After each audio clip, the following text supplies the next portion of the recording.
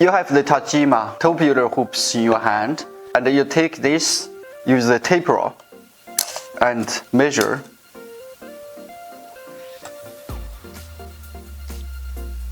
And you read the number. It's a 355 millimeter. That means 14 inch. We take another Tajima hoops. For example, you have this one in your hands, and you measure,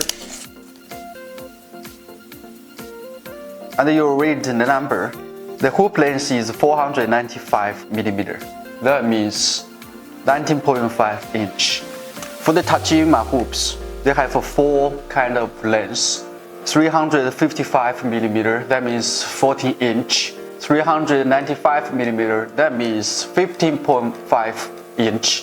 495 millimeter, that means 18.5 inch.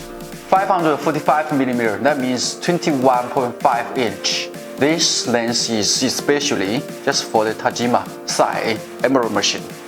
When you buy the MaggieFrames for your Tajima embroidery machine, and you just take your own tubular hoop and measure the length, and tell our distributor or on our website you choose the hoop length. It's okay.